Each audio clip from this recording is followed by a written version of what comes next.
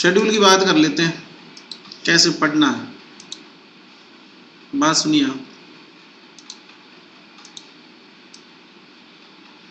मैं 2 लोगों के हिसाब से शेड्यूल बनाऊंगा, आप दोनों में से एक होंगे निश्चित ही, या तो आप मुर्गे टाइप के होंगे सुबह जल्दी उठने वाले, या आप उल्लू होंगे जो रात को लेट तक जागते हैं। सबसे पहले मुर्गों की बात करते हैं। मुर्गे, इधर उल्लू। सबसे पहले उनके सोने का टाइम फिक्स कर देते हैं।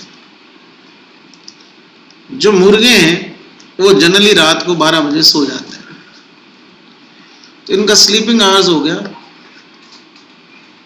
12 से 5। अब अगर कोई मुर्गा ऐसा हो जो 11 बजे सो जाता हो तो अपनी तरफ से 11 से 4 कर सकता है इसको। अगर कोई 10 बजे सोता हो तो 10 से 3 करे। उल्लू लोग जो है वो 4 बजे सोएंगे और 9 बजे उठ जाएंगे। ठीक। कोई उल्लू अगर थोड़ा कमजोर है तो वो 3 बजे अगर सोता है, क्या सेव करूं? सेव कर रहा हूं, ये तो YouTube पे डालूंगा, मैं सबके लिए बता रहा हूं, तुम लोगों के लिए भी और जितने भी बच्चे APGT की तैयारी कर रहे हो सबके लिए बता रहा हूं भाई। ये जो शेड्यूल है आपका नेक्स्ट एग्जाम तक पढ़ने का वो क्या रहेगा। जो जल्दी उठ के पढ़ते हैं उनके लिए तो रात को 12 बजे सोए, 5 घंटे नींद बहुत है, सुबह 5 बजे उठ जाए और पढ़े। जो लेट नाइट वाले वो 4 से 9, अब कोई 3 बजे तक है, अगर 3 बजे सो गया तो 8 बजे उठ जाए। 5 घंटे की निद्रा रात वाली फिक्स होगी दोनों तरह के लोगों के लिए। अब सुनिए, एक को ले लेते हैं दोनों में से, जैसे इसको ले लेते हैं कि 9 बजे उठ के क्या करेगा। अब इसमें देखिए, मैं आपको एक बात और क्लियर कर दूं, बहुत से बच्चों के अलग अलग कंडीशन है। मान लीजिए कोई इंटर्नशिप जाता है तो वो ये नहीं बोल सकता कि मेरा तो 9 से मॉर्निंग 9 से लेके और शाम को 3 बजे तक तो मैं शेड्यूल में पढ़ ही नहीं सकता। आपको टाइम निकालना पड़ेगा। किसी का हॉस्पिटल होगा, किसी की शादी होगी, किसी का बच्चा होगा, किसी की तबीयत ऊपर नीचे होगी। पथ्य और अपथ्य किसके लिए बोला जाता है? स्वस्थ व्यक्ति के लिए। जैसे बीमार लोग हैं, डिस्टर्ब लोग हैं, उनके लिए कोई शेड्यूल नहीं है, उनको जब टाइम मिले वो तब पढ़े। लेकिन कोशिश करनी चाहिए, एक आइडिया आपको इससे जरूर लगेगा कि आप लोगों को प्रिपरेशन के लिए अभी कितने घंटे की पढ़ाई की आवश्यकता है और किन किन सब्जेक्ट पे क्या क्या ध्यान देना है। देखिए, सोने के लिए आपके 5 घंटे हो गए, दोनों तरह के लोग हैं। मैं किसी एक को ले लेता हूँ, रात को जगने वाले को ले लेता हूँ, क्योंकि काल चक्र तो वैसे ही चलेगा, खाली शिफ्ट ही तो करना उसको। 4 से 9 ये सो गया, 9 से 10 इसको नहाना धोना नाश्ता करना जो करे वो करेगा। 10 बजे ये पढ़ने बैठेगा और इसके पास टाइम है 10 से शाम को 7 तक का, 10 AM to 7 PM। अब इसका डिवाइडेशन सुन लो,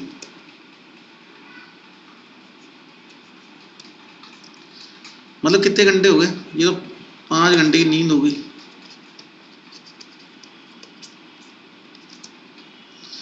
10 से 7 में कितने घंटे हो गए? 9 घंटे।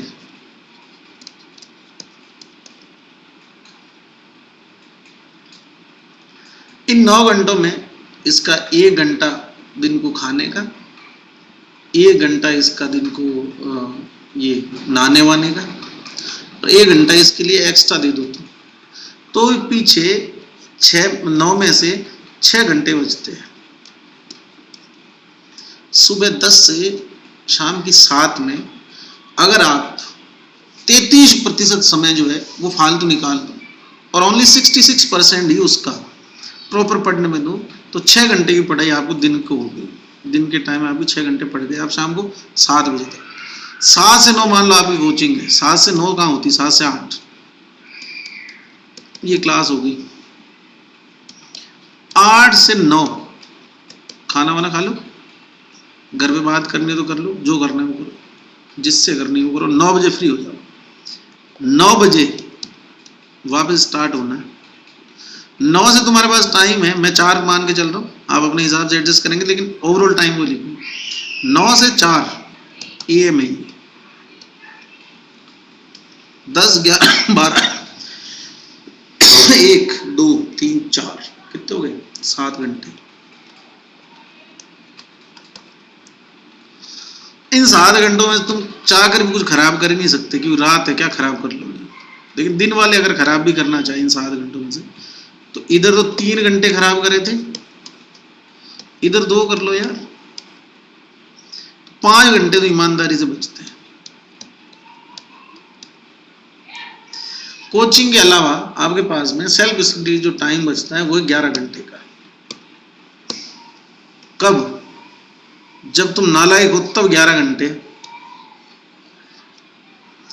और अगर तुम टॉप 10 रैंक में आने वाले लोगों में से हो तो तुम्हारे पास पढ़ने के लिए टोटल 16 घंटे का टाइम है, 9 + 7।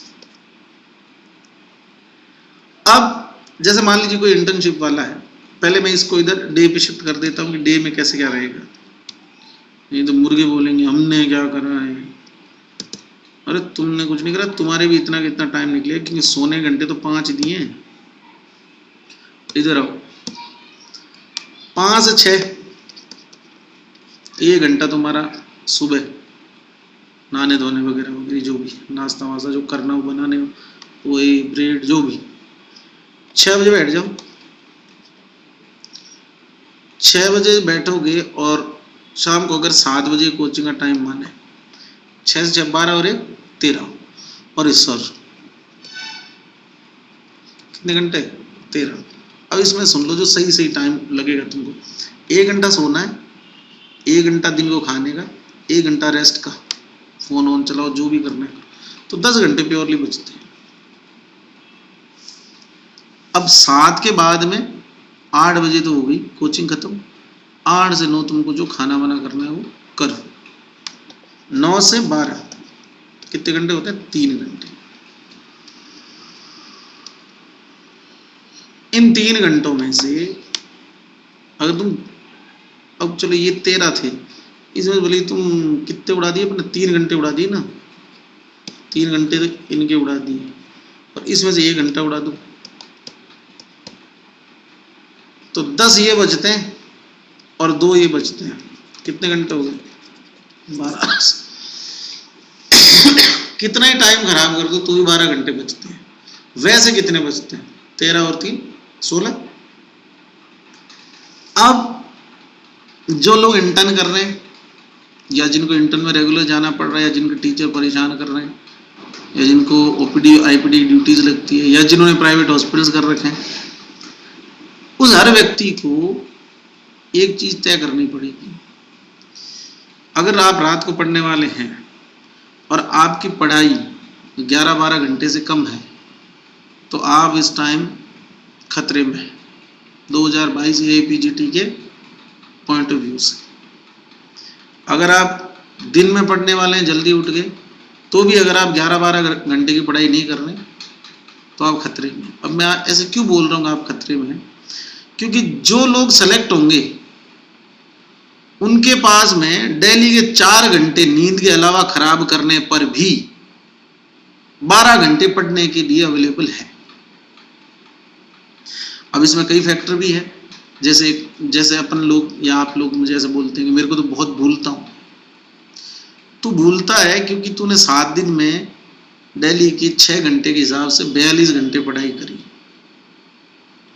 और एक आदमी है जिसने 12 × 7 70 और 24 कितने हो गए भाई? 24 नहीं, ये मतलब तुम्हारा 12 घंटे के हिसाब से करो ना यार, 84 आवर्स पढ़ा। तू 40 पढ़ रहा है, 80 घंटे पढ़ रहा है 7 दिन में, तेरे से डबल पढ़ रहा है। उसने 4 बार रिवीजन किया 7 दिन में उन चीजों का, तो उसको ज्यादा याद रहता है। आप कितने ही कुशाग्र बुद्धि हैं, इंटेलेक्चुअल पर्सनैलिटी है, बुद्धिमान व्यक्ति हैं, IQ बड़ा तेज है, मेमोरी बड़ी तेज है आपकी, लेकिन बुद्धिमता या बुद्धिमान अगर लापरवाही करेगा तो मेहनत उसकी सीट ले जाएगी।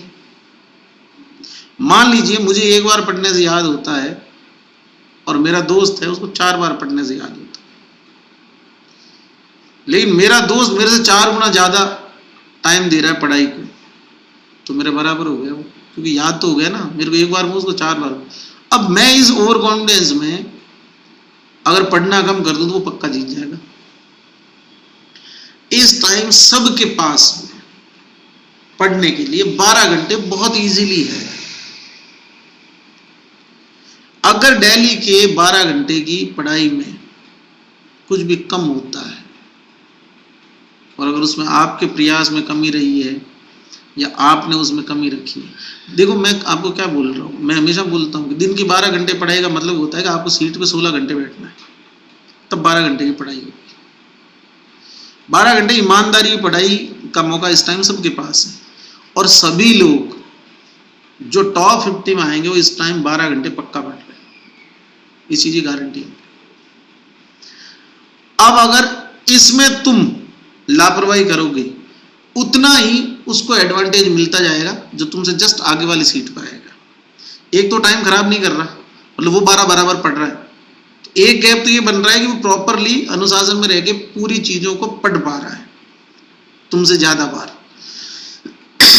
दूसरा जो एडवांटेज उसको मिल रहा है कि तुम कम पढ़ रहे हो तो पीछे तो रह ही रहे हो, नेगेटिव में और जा रहे हो। ऐसा थोड़ी है कि तुमने पढ़ाई कम करी तो जो तुमको याद था वो याद ही रह गया, नहीं, रिवीजन छूट रहा है, चीजें बार बार आंखों के आगे से निकलनी चाहिए, नहीं निकल पा रही क्योंकि स्टडी आवर्स कम है। 14 मई है आज, 5 मई को पहला एग्जाम लग गया था हमारा प्री पीजी का, नवंबर में ज्वाइन करा था मैंने पढ़ने के लिए, प्रिपरेशन के लिए। दिसंबर, जनवरी, फरवरी, मार्च, अप्रैल, मई,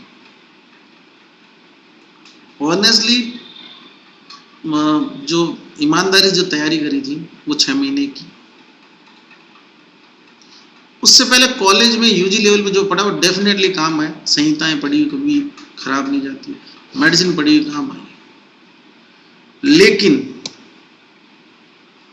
अगर नहीं पढ़ता लास्ट के 6 महीनों में उस रफ्तार से जिस रफ्तार से बाकी सब लोग पढ़ रहे थे, तो चाहे तुम कितने टेस्ट टॉप कर दो और चाहे तुम शुरू से एक भी टेस्ट में तुम्हारा कहीं नाम ही नहीं आया हो, सब पूरे सबके सब बराबर। मेरे कहने का मीनिंग इतना सा है कि तुम पूरी साल टॉप करते हो तो भी अब तुम्हें 12 घंटे पढ़ना है, पिछड़ जाओगे। और तुमने पूरी साल सिर्फ क्लास अटेंड करी है, ढंग से कभी टेस्ट भी नहीं दिया, रिवीजन भी नहीं करा, तो भी तुम 12 घंटे पढ़ो, गारंटी है मेरी सेलेक्ट हो जाओ।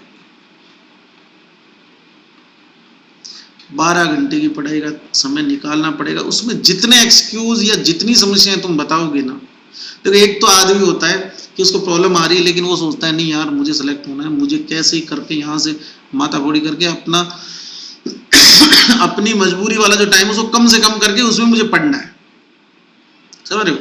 एक होता है क्या करें सर मेरे साथ तो ऐसा हो रहा है, मेरे को तो ये बोला जा रहा है, मैं तो टीचर ही नहीं पढ़ने दे रही, मेरे को तो नींद बहुत आती है, मेरे को तो भूख बहुत लगती है, मेरे तो हाथ पांव दुख रहा है, सर घर वाले नहीं मान रहे, शादी कर रहे। एक सिंपल सी चीज समझना, तुम घर के बाहर खड़े हो और मार्च का महीना है और पांव हल्के हल्के जल रहे हैं, धूप है, तो तुम धीरे धीरे चल के और घर के अंदर आओगे।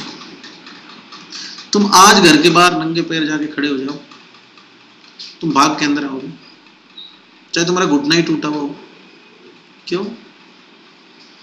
मार्च में धीरे धीरे चल रहे थे ना कि घुटने में दर्द हो रहा था, अब क्यों नहीं चल रहे? डंडा।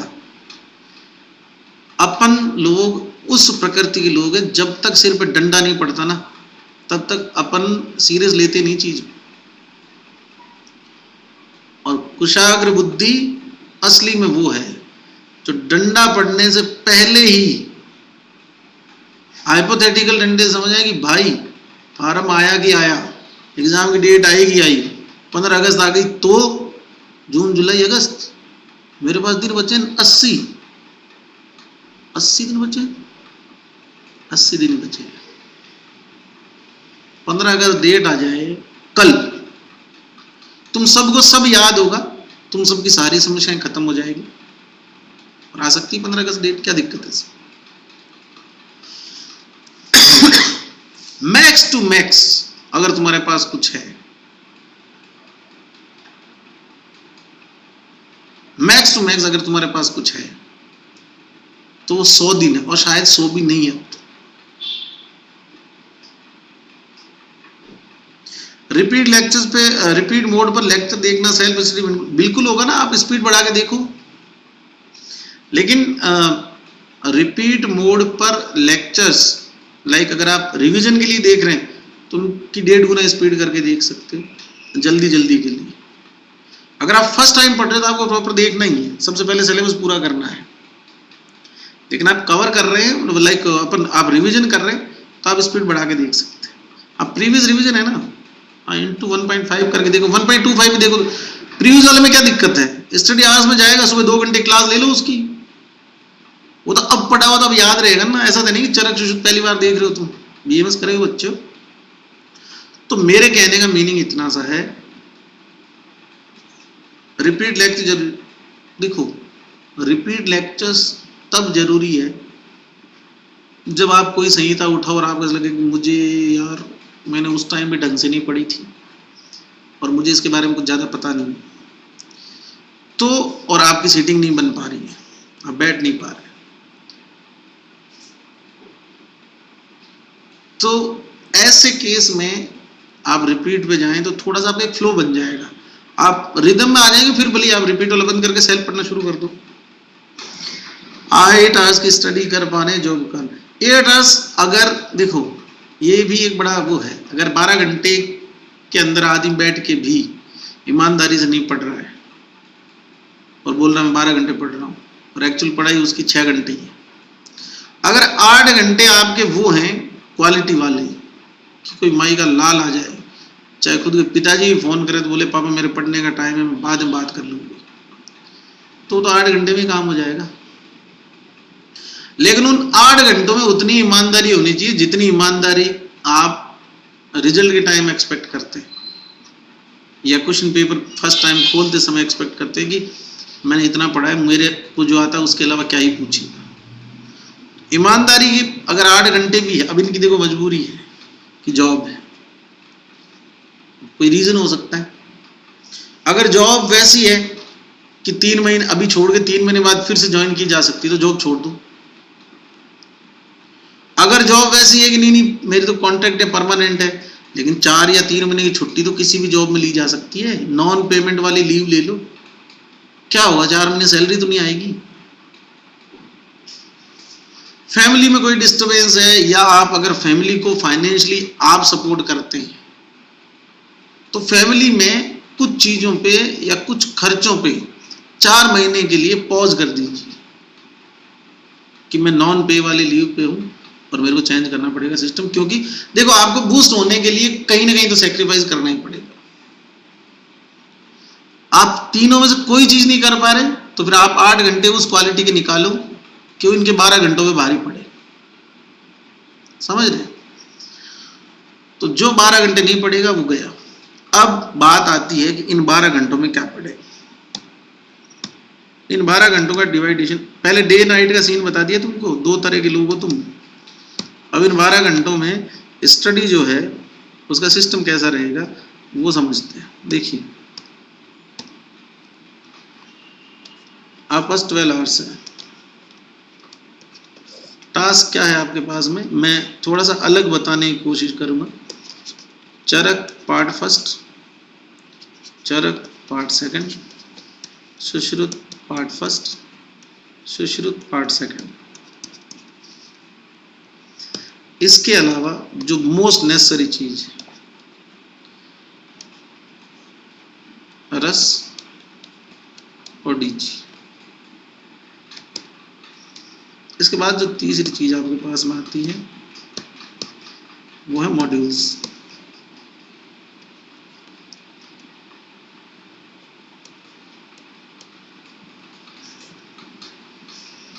अब सुनो इधर,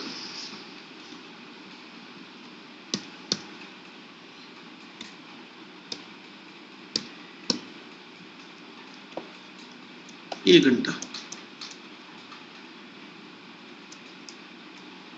30 मिनट्स इंक्लूडिंग भाव प्रकाश, इंक्लूडिंग गोविंद पारिक की द्रव, ठीक, 1.5 घंटा यार रीजन तुम्हारा।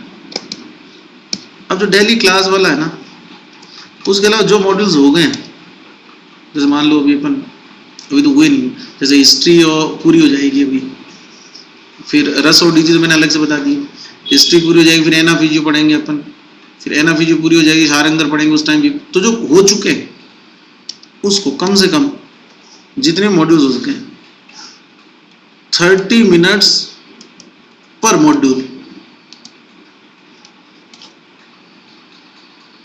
देनी है।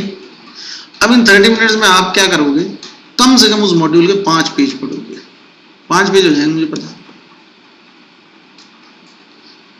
तो मॉड्यूल वाली रील अलग चल रही है, रस डीजी को मॉड्यूल में तो माने ही माना है अपन ने, मतलब मॉड्यूल वाले में रस डीजी के 2 मॉड्यूल हटाने हैं, जो आपके 7 बच्चे उन्हीं मॉड्यूल की बात हो रही, ये तो डेली चलेंगे। अब आता है इन पे, और 30 मिनट भी कि हाँ, अगर उस टाइम मान लो कि 4 मॉड्यूल हो जाए तो मॉड्यूल वाली क्लास बढ़ा देना, फिर 2 घंटे की होने लग जाएगी। अब अभी मान लेते हैं कि 2 मॉड्यूल हो रखे हैं, तो 1 घंटा मॉड्यूल का, 1.5 घंटा रस डीजी का, ये हो गए आपके 2.5 घंटे। और मान लीजिए आप न 11 पढ़ते हैं न 12 पढ़ते हैं, 11.5 घंटे पढ़ते हैं, तो 9 घंटे आपके पास बचते हैं। बड़ा सिंपल है, 9 घंटे में आपको 2.5 घंटे यहाँ देने, आपको 1.5 घंटा यहाँ देने, फिर आपको 2 घंटे यहाँ देने, 2 और 4 कितने हो गए, 6, ये तो हुए 4 और 6,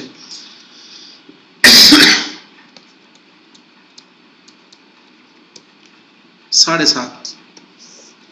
इसके बाद में आपस कितना टाइम बच रहा है, 1.5 घंटा। इस वाले में क्या अभी अपने इसमें 1 घंटा माना है भाई, इसमें भी 1 घंटा माना है ना, तो जब ये मॉड्यूल मान लो 5 हो जाएंगे तो फिर इधर क्या चाहिएगा अपने को, 2 घंटे चाहिए लगेगा। जब तक ये मॉड्यूल नहीं है तब तक इस 1.5 घंटे को आप क्या कर सकते हो, अपने एडिशनल क्वेश्चन जो आप इस 2.5 घंटे वो भी इंक्लूड है, जो पढ़ा उसको चाहे तो प्रवेशिका में से रिवीजन करने हैं तो प्रवेशिका से रिवीजन भी करना है, उसके क्वेश्चन भी करने हैं जो पढ़ा है उसकी, और उससे रिलेवेंट डायरी में कहाँ लिखा है उसको भी एक बार देखना। ये उस 2.5 घंटे के पोर्शन का, अरे बात समझ लो, ये वाला है, इसमें भी सेम। ऐसा नहीं कि अब हम क्वेश्चन कब करेंगे, हाँ एक चीज हो सकती है, जब तक ये मॉड्यूल्स नहीं आते हैं ये वाले, तब तक आप इस 1.5 घंटे का यूज क्या कर सकते हैं कि चरक और सुश्रुत, इनकी जो आप पास क्वेश्चन वाली बुक्स है, मतलब चैप्टर वाइज या वैसे, उनकी क्वेश्चन प्रैक्टिस को टाइम दे सकते हैं महीने भर के लिए, महीना भर, हाँ मतलब महीने भर के बाद, कि उसके बाद नंबर ऑफ मॉड्यूल्स बढ़ जाएंगे तो ये टाइम इधर एडजस्ट हो जाएगा। तो कुल मिला के चरक सुश्रुत पढ़ने का जो टाइम है डेली का वो है 4 2 6 6.5 घंटे, और 65% सवाल चरक सुश्रुत से आएंगे। फिर उसके बाद 65% ही दे रहे हैं, अगर 10 घंटे की पढ़ाई माने तो ये भी 10 की है, 11:30 में 1.5 तो गया, 1 घंटा 30 मिनट, मतलब लगभग 15% रस और डीजी को दिया। मॉड्यूल को 30 मिनट पर मॉड्यूल दे रहे हैं, अभी 1 घंटा मान रहे हैं, तो प्रेजेंट में जो मॉड्यूल मान लो अगर कोई हो रखा है या कोई पोर्शन मॉड्यूल का हो रखा है, जैसे हिस्ट्री का प्रीवियस पोर्शन आप पढ़ना शुरू करें तो उस हिसाब से 7 मॉड्यूल है, 1 का 5% है, 30 से 35% कहाँ से आएगा मॉड्यूल्स। जो पेपर है ना उसका जो वेटेज है, उतने ही घंटे हैं तुम्हारे पास पढ़ने के लिए, उतनी ही किताबें हैं, और जो इस बैलेंस के साथ में इस चीज को संयमित रूप से पढ़ेगा उसका नहीं हो, ऐसा हो ही नहीं सकता। मतलब सिलेक्शन क्यों नहीं होगा उसका, जब आज से ही पढ़ रहा है, इस तरह से पढ़ रहा है।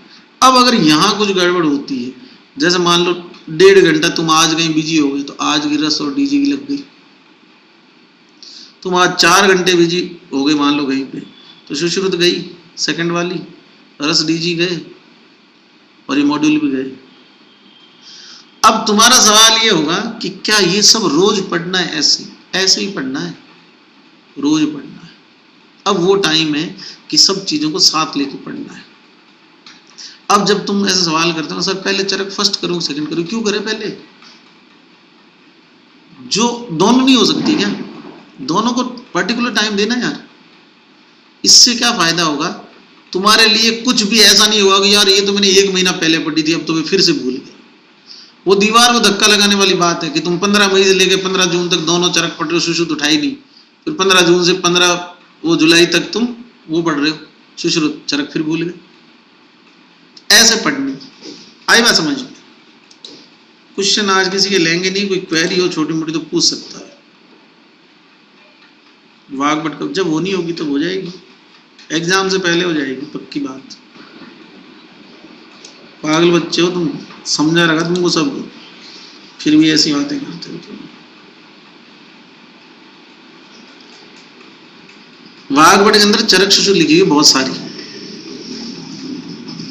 मैं चाह रहा हूं जो याद करने वाले ना, जो हिस्ट्री है, रस है, डीजी है, इनको पहले क्यों निपटाया? क्योंकि सारा याद करने वाला एक साथ दे दूंगा, एंड टाइम पे जब एग्जाम 1 महीना होगा तो कैसे याद करोगे? वागबट में याद करने का नहीं, वहां 80% चीजें तुम्हें पहले से पता है। वो तो रिवीजन वाली सी किताब है। अब हिस्ट्री पूरी होने के बाद अपने को नया मॉड्यूल लेना है, या तो वागबट लेंगे या मॉडर्न में से एना फिजियो लेंगे।